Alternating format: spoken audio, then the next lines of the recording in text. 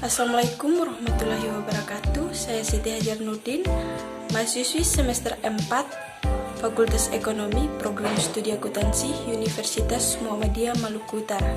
Di sini saya akan menjelaskan sedikit materi mengenai proses bisnis, tipe-tipe sistem informasi, dan sistem untuk kolaborasi.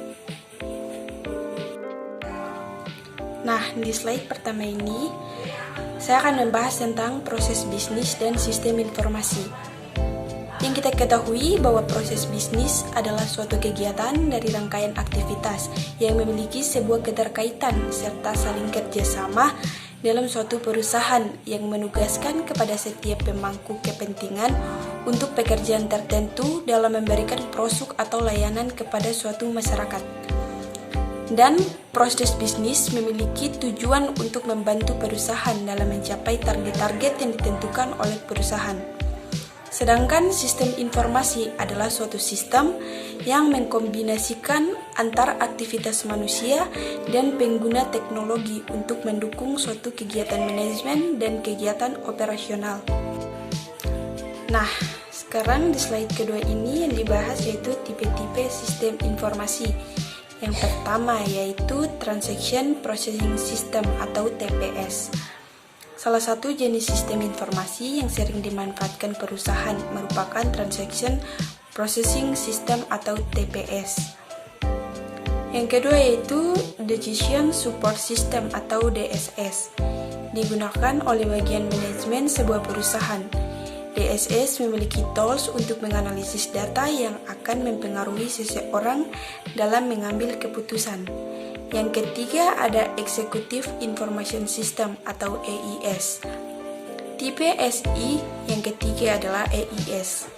EIS juga bisa disebut sebagai Executive Support System, di mana tidak semua dapat menggunakannya. Biasanya hanya seorang manajer atau kedudukannya yang lebih tinggi dapat menggunakan EIS. Yang berikut ada Management Information System atau MIS. Jenis sistem informasi selanjutnya yang sering digunakan perusahaan adalah Management Information System atau MIS. Yang kelima ada Workflow System. Workflow System ini memiliki fungsi untuk memantau dan mengatur sistem atas proses bisnis. Workflow System juga mengeksekusi tindakan yang ada di dalam sebuah organisasi atau perusahaan. Yang keenam ada Enterprise Resource Planning atau ERP.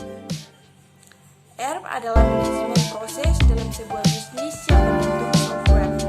Software ini mengizinkan sebuah organisasi menggunakan sistem yang sudah terintegrasi dengan operasi bisnis perusahaan yang vital.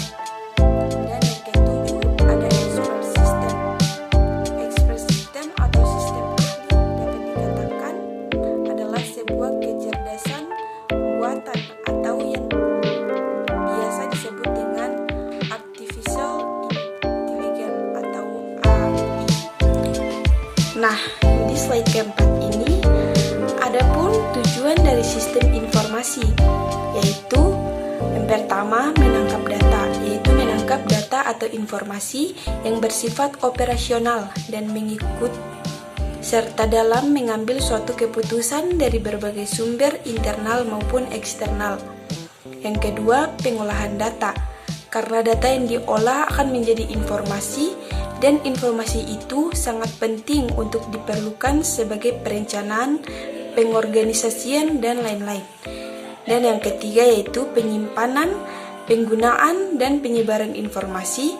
Setelah semua data dan informasi diolah, selanjutnya itu semua disimpan untuk digunakan di masa yang akan datang.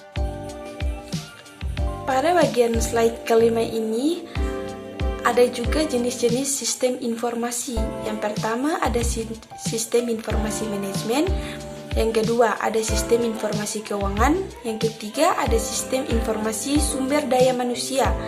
Yang keempat ada sistem informasi eksekutif. Yang kelima ada sistem informasi akuntansi. Yang keenam ada sistem informasi pemasaran. Dan yang ketujuh ada sistem informasi manufaktur. Nah, di bagian slide kanan ini saya akan membahas tentang sistem untuk kolaborasi dan bisnis jejaring sosial. Kerjasama merupakan suatu hal yang tidak dapat dipisahkan dalam suatu organisasi dalam meningkatkan kemampuan organisasi tersebut, baik organisasi yang berorientasi profit maupun organisasi non-profit. Seringkali berkolaborasi untuk mendapatkan nilai tambah. Nah, dan yang terakhir, saya akan menjelaskan sedikit tentang definisi kolaborasi.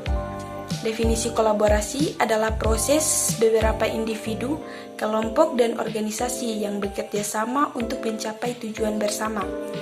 Kolaborasi menghasilkan visi bersama, hasil yang menguntungkan bagi audiens yang mereka layani, dan pengembangan sistem yang saling berhubungan untuk memecahkan masalah dan peluang.